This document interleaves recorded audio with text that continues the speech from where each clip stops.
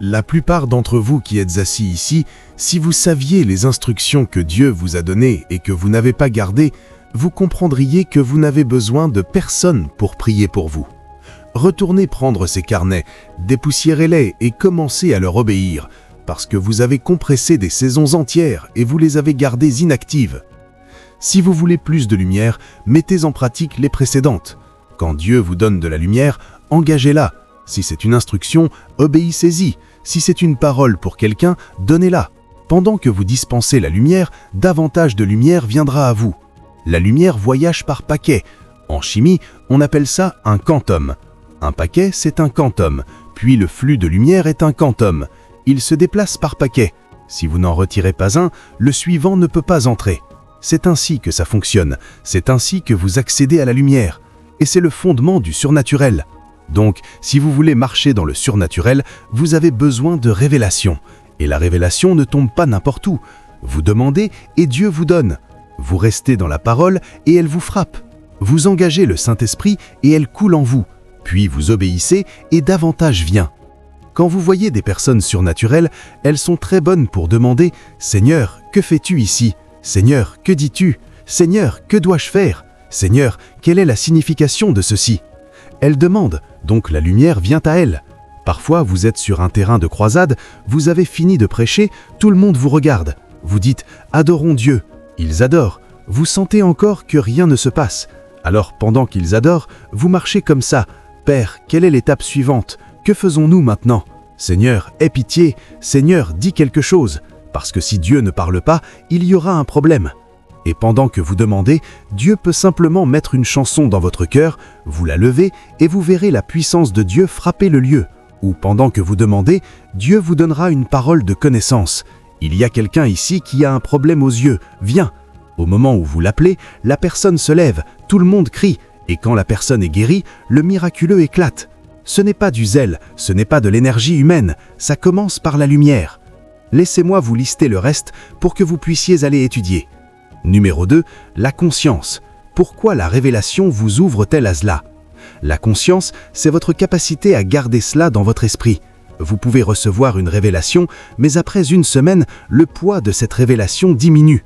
La Bible dit « Faites attention quand vous recevez des choses spirituelles, de peur qu'elles ne s'endorment. » Les choses spirituelles peuvent s'endormir. Ceux qui marchent dans le miraculeux, ceux qui manifestent le miraculeux, quand ils reçoivent une révélation, ils la domestiquent. La révélation est votre accès. La conscience, c'est votre capacité à la porter avec vous.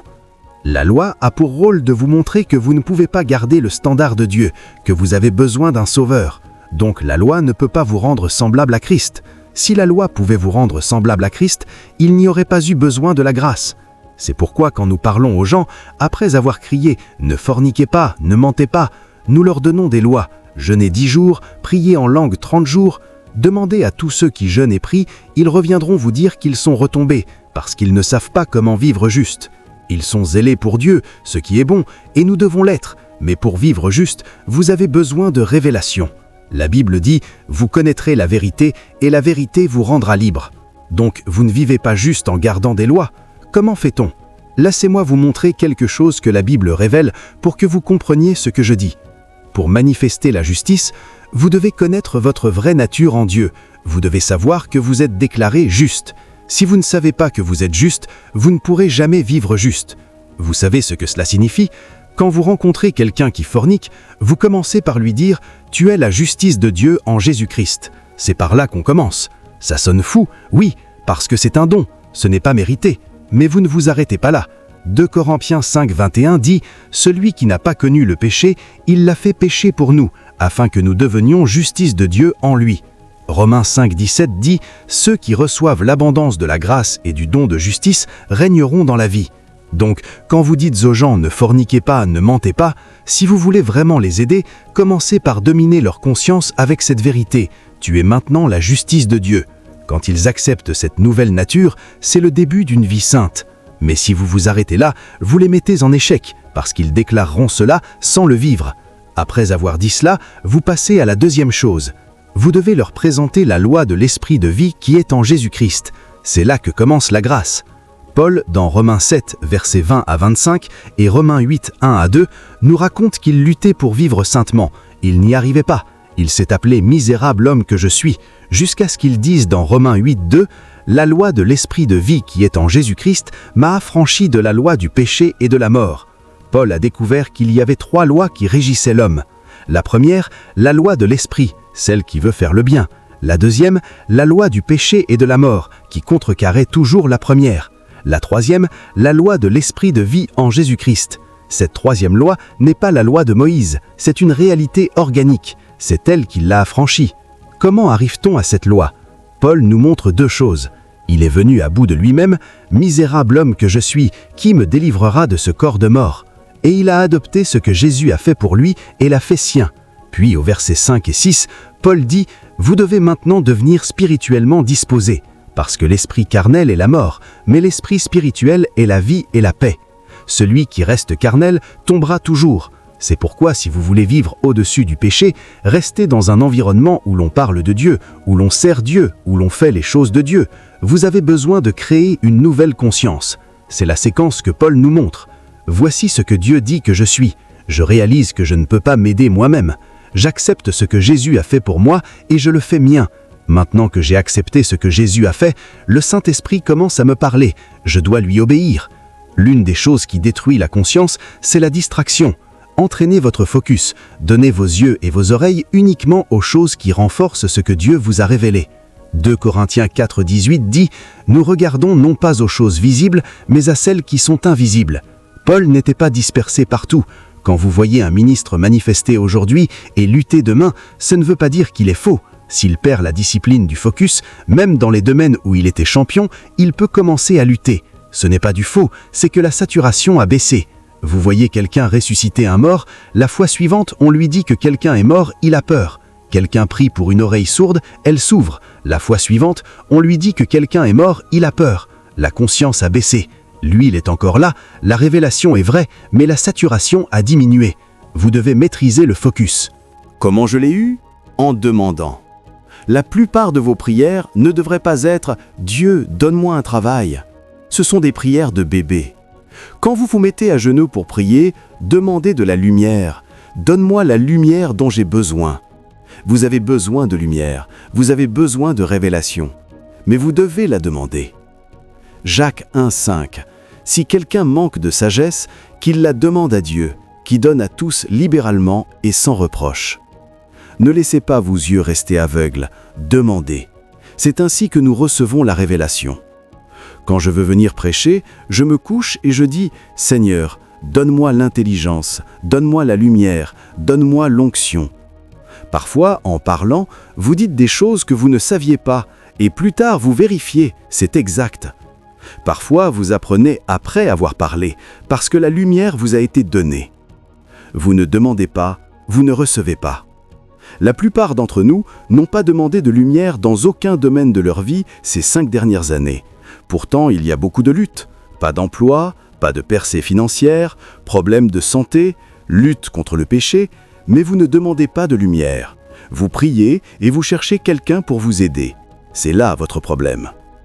Psaume 119-130, « L'entrée de tes paroles donne la lumière, elle donne l'intelligence aux simples. » Psaume 119-105, « Ta parole est une lampe à mes pieds et une lumière sur mon sentier. » Restez dans la parole. Pendant que vous lisez, une seule verset se lèvera et vous frappera. Un seul verset peut vous porter pendant 10 ans. C'est pourquoi vous restez là. Restez là. Cela peut définir votre destinée, votre ministère, tout ce qui vous concerne. Dans Jean 16:13, Jésus a dit « Quand l'Esprit de vérité sera venu, il vous conduira dans toute la vérité. » Paul priait pour une église, « Que la grâce du Seigneur Jésus-Christ, l'amour de Dieu et la communion du Saint-Esprit soient avec vous tous. » Faites du Saint-Esprit votre ami. Celui qui teste votre marche avec lui, restez là. Il y a des gens, quand ils jeûnent, on dirait que le Saint-Esprit crie dans leurs oreilles. D'autres, quand ils adorent, ils se mettent à pleurer, on dirait que le Saint-Esprit les embrasse. D'autres quand ils méditent, d'autres quand ils prient à haute voix, et d'autres doivent s'allonger dans une chambre sombre, éteindre toutes les lumières, rester silencieux. C'est là que le Saint-Esprit se glisse et murmure dans votre âme. Quand vous trouvez celui qui fait naître cette relation, plantez votre tente là. C'est ainsi que la lumière viendra à vous. J'ai découvert il y a des années que quand je jeûne, je suis volatile. Quand je jeûne, je peux conduire et les révélations viennent. J'ai dédié un cahier. Je remplissais tout le cahier. J'en prenais un autre. Je le remplissais. C'est à ce moment-là que je suis passé au iPad. Si je vous montre ma tablette, chaque jour je dois écrire quelque chose. J'ai fait du jeûne mon style de vie. Même quand je ne jeûne pas, je ne mange pas le matin. Je mange à 14h ou 15h. Tout le monde dans ma maison sait que c'est rare que de me voir manger le petit déjeuner, parce que je suis léger quand je jeûne. C'est ce que j'ai découvert. Ça me connecte au Saint-Esprit. Donc je reste là. Pour vous, ça peut être l'adoration. Engagez-la. Apprenez des chants, mettez des écouteurs, des enceintes Bluetooth, jouez-les. À un moment, on dirait que le Saint-Esprit veut vous posséder. Il veut vous amener hors de ce monde. Vous parlerez avec vos amis, le Saint-Esprit vous parlera, il vous parlera. Vous n'aurez pas le choix de les quitter. Votre vie est devenue un voyage spirituel. Mais c'est la communion du Saint-Esprit. Cultivez-la, gérez-la jusqu'à ce que le Saint-Esprit se sente à l'aise avec vous. Alors il vous dira même des choses sur les autres. Vous laverez des habits et le Saint-Esprit viendra vous parler de votre... Vous rencontrerez quelqu'un dans un bus et le Saint-Esprit vous dira 2 choses sur cette personne. Vous lui direz, ça ressemblera à une blague, mais ça s'accomplira. Ma vie maintenant, si je parle à quelqu'un pendant 5 minutes, j'aurai décerné quelque chose sur lui. Je lis presque les gens comme des livres. Je peux vous regarder et anticiper beaucoup de choses, parce que c'est comme si le Saint-Esprit me murmurait des choses sur vous pendant que je suis simplement autour de vous. Mais vous l'avez géré. C'est ainsi que nous portons la lumière. Ô lumière, vous avez besoin de révélation, mais vous devez demander. Vous devez rester dans la parole. Vous devez engager le Saint-Esprit pour marcher dans la lumière. Jésus a dit qu'il est venu vous conduire dans toute la vérité, mais s'il ne vous conduit pas, c'est parce que vous ne l'engagez pas. C'est pourquoi Paul a parlé de la communion du Saint-Esprit. Il a dit qu'elle doit être avec vous toujours. Cultivez cette atmosphère. Vous serez émerveillés de ce qui vous arrivera. Numéro 4. Comment engager la lumière ? Obéissez aux instructions précédentes, c'est le véhicule qui vous mène à l'instruction suivante. Si vous vous désalignez avec l'instruction précédente ou la révélation précédente, la suivante risque de ne pas venir. Luc 5,4, quand il eut cessé de parler, il dit à Simon « Avance en eau profonde et jetez vos mêlets pour pêcher. » Simon répondit « Maître, nous avons travaillé toute la nuit sans rien prendre, mais sur ta parole, je jetterai le mêlet. » Et l'ayant fait, ils prirent une grande quantité de poissons et leur mêlet se rompait. Première instruction obéie. Ensuite, ils firent signe à leurs compagnons qui étaient dans l'autre barque de venir les aider. Ils vinrent et remplirent les 2 barques au point qu'elles s'enfonçaient. Ensuite, quand Simon-Pierre vit cela, il tomba aux genoux de Jésus disant « Seigneur, retire-toi de moi, car je suis un homme pécheur. » Parce qu'il avait obéi à la première instruction, la suivante est venue. C'est ainsi que fonctionne la lumière.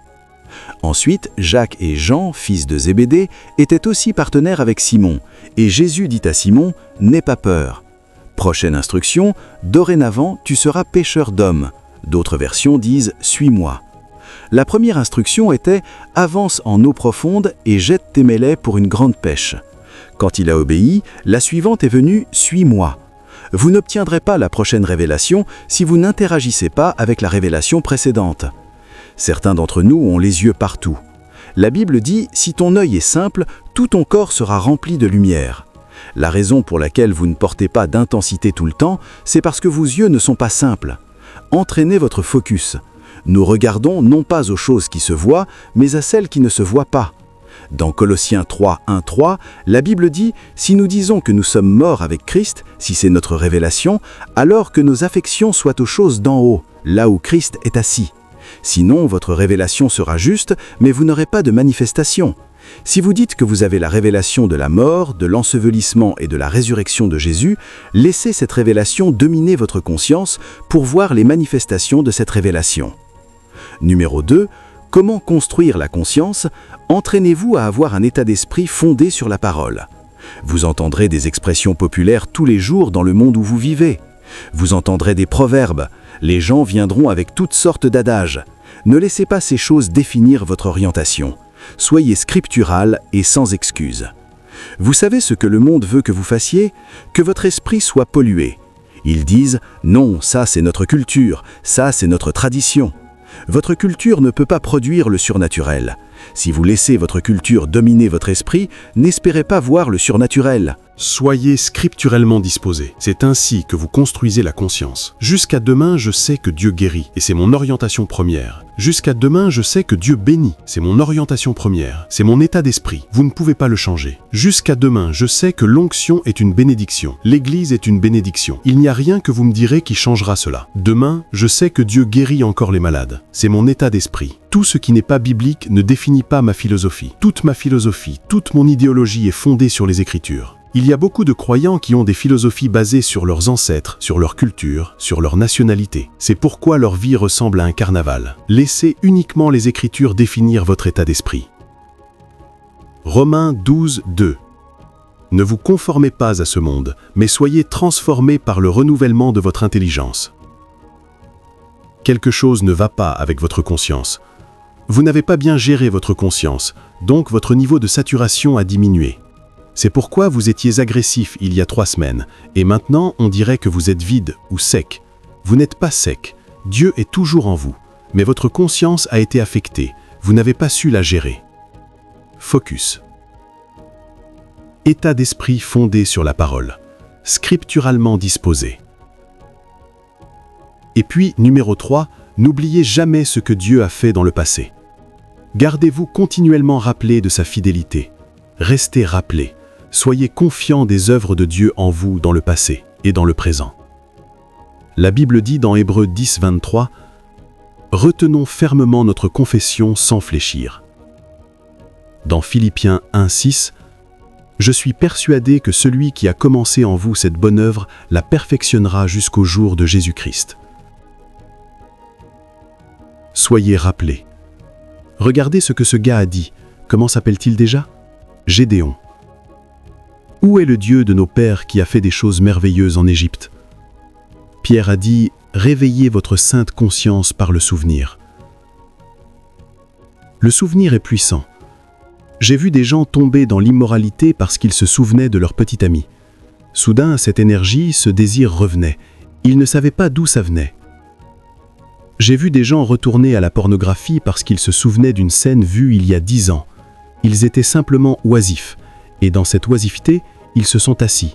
L'image est revenue. Ils ont commencé à zoomer, zoomer, zoomer. Ça est devenu une onction négative. Avant qu'ils ne s'en rendent compte, ils étaient piégés. Si le mal peut être reproduit par le souvenir, à combien plus forte raison ce qui vient de Dieu? Le mal peut être reproduit par le souvenir. Servez votre conscience. Vous verrez la puissance. Servez-la. Le deuxième protocole pour manifester le miraculeux, c'est la conscience. Mon temps est terminé. Je pensais que c'était court. Vous savez pourquoi nous insistons comme ça? Nous ne voulons pas juste faire un cours de théologie. Nous enfonçons la chose en vous. Nous la sculptons en vous, pour que vous la quittiez même en dormant, qu'elle continue à cogner en vous jusqu'à ce que vous deveniez cela. Certains d'entre vous quitteront cet endroit ce soir. Vous vous souviendrez d'il y a 5 ans quand vous avez imposé les mains sur quelqu'un qui avait mal aux dents et qu'il a été guéri instantanément, et cela reproduira cette onction. Certains d'entre vous se souviendront du jour où vous n'aviez pas les frais de scolarité et que quelqu'un, venu de nulle part, vous a favorisé et a payé vos frais. Cela reproduira cette faveur. La raison pour laquelle la manifestation s'est arrêtée, c'est parce que votre conscience s'est appauvrie. Soyez saturés. Pourquoi pensez-vous qu'en allant dans le monde, vous voyez des images nues, des images immorales partout?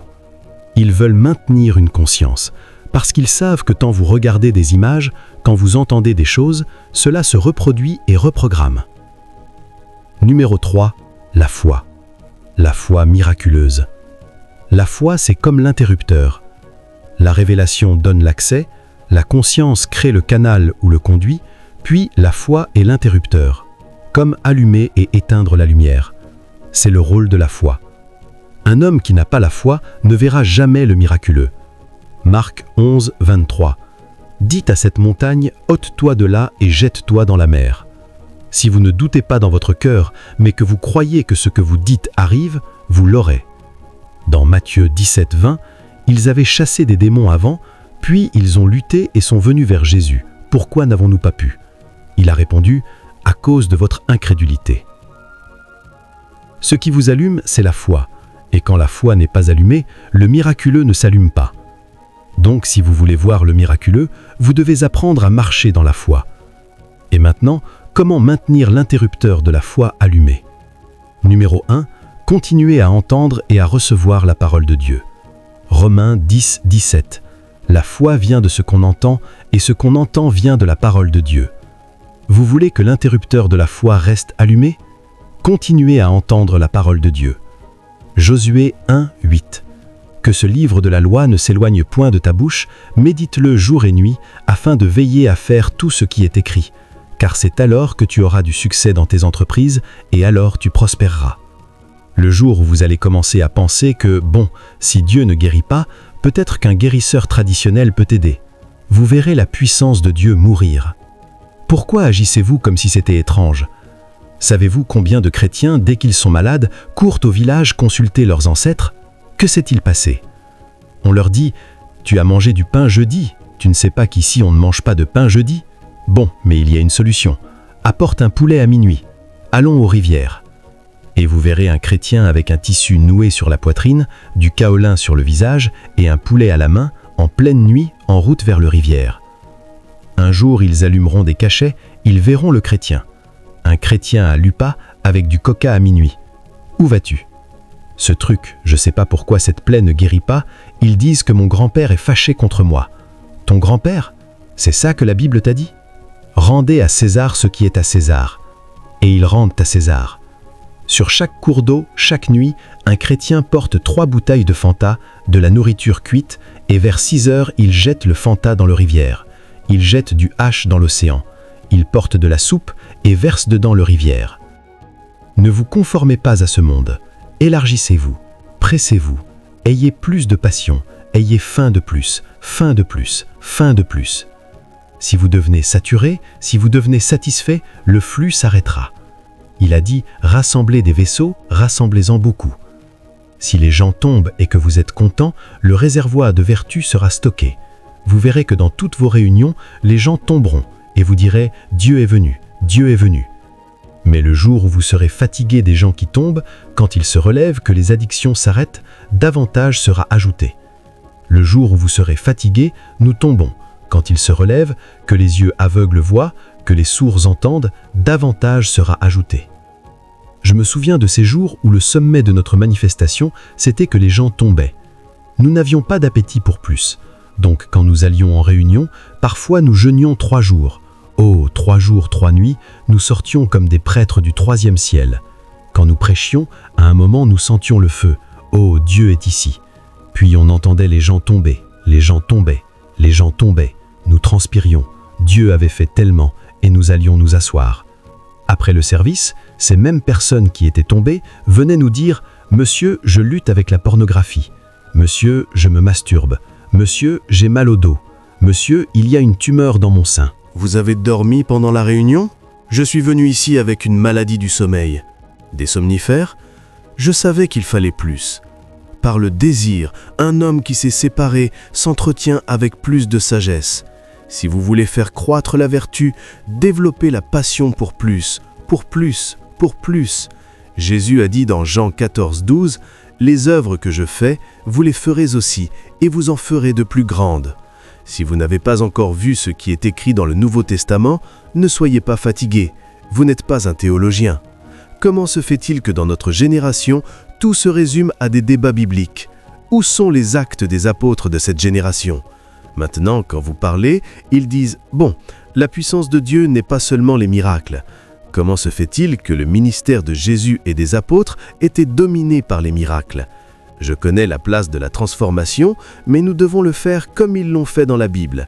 Appétit. Il avait eu une révélation avant et il l'avait domestiquée. Donc, c'était sa conscience. Tant que la conscience était intacte, le surnaturel continuait d'arriver. Ainsi, Élisée pria pour que Dieu ouvre les yeux de Géasi, et ses yeux furent ouverts, et il vit qu'il y avait un soutien, une intervention angélique. Mais Élisée n'en avait pas besoin parce qu'il portait déjà cette conscience. Un croyant qui veut manifester le miraculeux doit devenir un maître dans le maintien de la conscience. Si vous ne pouvez pas la maintenir, vous perdrez le miraculeux. C'est pourquoi 2 Corinthiens 4, 18 dit « Nous regardons non pas aux choses qui se voient, mais à celles qui ne se voient pas. Les choses qui se voient sont temporaires, celles qui ne se voient pas sont éternelles. » Le mot-clé ici est « Nous regardons non pas ». Donc, un homme spirituel, un homme qui marche dans le miraculeux, il y a quelque chose qu'il regarde toujours. Dieu m'a donné beaucoup de révélations sur la guérison, mais devinez quoi?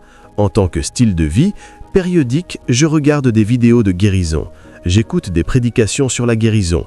Vous savez ce que j'essaye de faire? Je n'essaye pas vraiment d'avoir une nouvelle révélation sur la guérison. Dieu m'a déjà donné ma propre révélation sur la guérison. Mais j'essaye d'avoir une conscience soutenue de l'onction de guérison. Donc la plupart du temps, quand je veux aller à une réunion de guérison, je m'assois, je regarde des vidéos de guérison. Pendant que je regarde et regarde, la révélation que Dieu m'a donnée il y a de nombreuses années se réveille. Elle devient fraîche dans mon esprit, comme si Dieu me l'avait dit hier. Donc, il y a maintenant de l'audace dans mon esprit. Ainsi, la révélation est la prise de conscience, mais la conscience est la saturation. Vous devez être saturé, mais beaucoup de chrétiens ne sont pas saturés. Donc, un homme qui a reçu une révélation de prospérité peut tomber dans le manque parce que la conscience a diminué et alors il commence à être dominé. Vous devez apprendre à maintenir la conscience. Philémon 1,6 dit « La communication de notre foi devient efficace par la reconnaissance de tout ce qui est bon. Continuez à reconnaître. Non, je porte l'esprit de réveil. J'ai une voix pour ma génération. Je suis un enfant de Dieu. Je suis un apôtre pour cette dispensation. Je porte cette conscience. Je la porte. » Quand Saül est venu rencontrer Samuel, il a dit « Nous cherchons un voyant. On nous a dit qu'il habite par ici. » Il a répondu « Je suis le voyant. Je ne sais pas lequel, mais celui-ci c'est moi. » Il y avait une conscience qu'il portait. Vous êtes celui qui pense que c'est de l'orgueil de maintenir votre conscience. Écoutez, dites-vous que vous êtes un enfant de Dieu.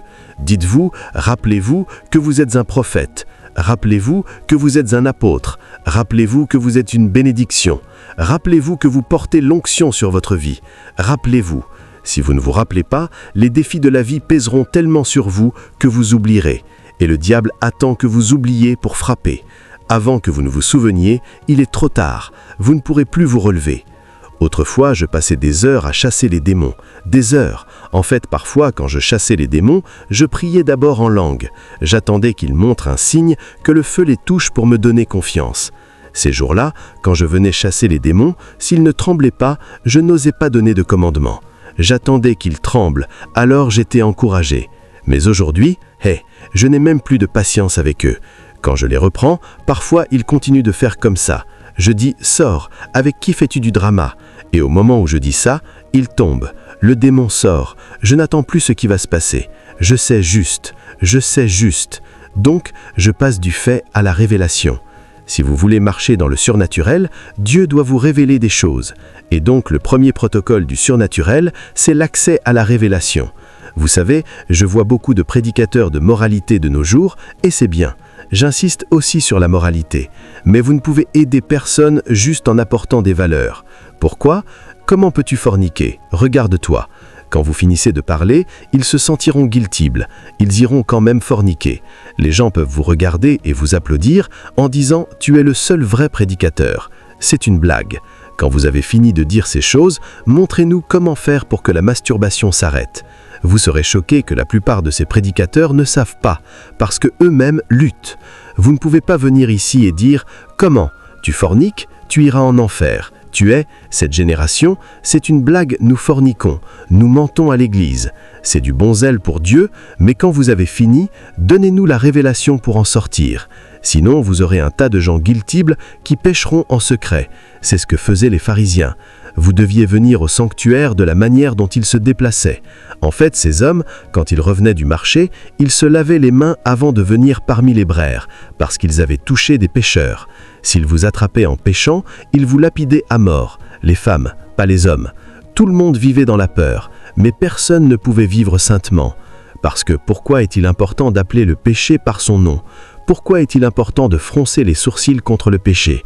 Je le fais, oh, je le fais beaucoup, mais il est encore plus important de montrer aux gens la sortie. Mais beaucoup ne le font pas parce que je suis béni, je ne vais pas être béni. Voyez, la vraie guerre n'est pas dans le drama, la vraie guerre est dans le lieu de compréhension parce que c'est de là que vous lancez. Je ne dis pas que ces choses n'existent pas, elles existent, mais que vous soyez victime ou vainqueur dépend de votre révélation. Dieu ne me guérit pas, j'ai été guéri. Dieu ne me bénit pas, j'ai été béni. Je ne lutte pas contre la maladie, je suis soumis à Christ. Je suis la justice de Dieu. Je suis spirituellement disposé. L'amour de Dieu me contraint. Mes tendances ont été modifiées. Je sais pourquoi je marche à ce niveau de manifestation. Donc, quand je viens vers quelqu'un et que la personne dit qu'elle est malade, je viens avec une conscience que je porte la santé. Quand je parle à quelqu'un et que la personne dit qu'elle lutte contre le péché, je viens avec une conscience que je porte la justice. Quand je viens vers quelqu'un et que la personne dit qu'elle lutte, je viens avec une conscience que je suis la bénédiction. Je porte la bénédiction. C'est pourquoi quand je parle, quand j'impose les mains, des choses arrivent. Si je n'ai pas cette révélation, je peux faire tous les rituels correctement et ne pas avoir de manifestation. Donc le fondement, c'est la révélation. Si vous ne savez pas que vous avez été guéri, vous lutterez pour être guéri. Si vous ne savez pas que vous avez été béni, vous lutterez pour être béni. Si vous ne savez pas que vous avez été rendu juste, vous lutterez pour être juste. Vous suivez ? Vivez juste. Vous devez vivre juste. Mais vous vivrez juste si vous savez que vous avez été rendu juste. Dans ma propre doctrine de la justice, je dis que ce n'est pas seulement une nature, c'est un acte. Parce que toute nature qui n'est pas vécue signifie qu'il y a une maladie. Mais pour avoir l'acte, vous devez être conscient que vous avez la nature. Loué soit Dieu. C'est ce qui sépare les chrétiens en différents camps. Nous sommes tous à l'église en train de prier. Nous sommes tous à l'église en train de jeûner. Nous sommes tous à l'église en train de donner. Mais nous sommes à des endroits différents en révélation. Nous sommes à des endroits différents. Il y a beaucoup de croyants ici aujourd'hui qui espèrent que Dieu, dans sa miséricorde, les bénira. Mais il y en a d'autres qui remercient Dieu parce qu'ils sont bénis. Ils n'ont peut-être rien, mais ils savent simplement qu'ils sont bénis. Il y a beaucoup de croyants qui espèrent que si Dieu permet juste que cet apôtre les touche, si Dieu permet juste qu'il soit oint d'huile, ce joug sera brisé. Il y a d'autres croyants qui sont assurés qu'ils ont été guéris. Persuadez-vous que Dieu est capable et que Dieu est bon. Il dit « Je connais les pensées que j'ai pour vous. Ce sont des pensées de paix et non de mal, pour vous donner un avenir et de l'espérance. » Persuadez-vous si vous voulez que l'interrupteur de la foi reste allumé. Numéro 3. Que faites-vous pour garder l'interrupteur de la foi allumé? Parlez en accord avec la parole de Dieu et non avec votre circonstance. Il y a beaucoup de chrétiens qui ne passent jamais de temps avec Dieu. Ils sortent de n'importe où et commencent à commander. Ils commencent à commander. Vous commandez jusqu'à perdre votre voix. Rien ne s'est passé. Voulez-vous attendre? Tombez et mourrez. Tombez et mourrez. Attendez, attendez, attendez. Vous allez vous évanouir ici. Quelque chose ne va pas. Il n'y a pas de vertu. Construisez la vertu. Restez dans la présence. Jean 15, verset 5, « Si vous demeurez en moi et que mes paroles demeurent en vous, vous porterez beaucoup de fruits. » Les gens ne demeurent pas. La Bible dit « N'éteignez pas l'esprit ». L'esprit coulera à travers vous à la mesure de votre abandon, parce que cette vertu et cette puissance viennent de l'esprit. Ce sont les 4 composantes critiques pour manifester le miraculeux. Vous devez avoir la bonne révélation parce que c'est elle qui donne l'accès. Vous devez avoir une conscience soutenue de cette révélation parce que c'est le canal par lequel la puissance coule. Vous devez avoir la foi parce que c'est l'interrupteur qui déclenche le miraculeux. Et vous devez avoir une vraie vertu parce qu'en réalité c'est la substance de la puissance. Si vous ne l'avez pas, vous ne verrez pas le miraculeux. Inclinez vos têtes. Prions.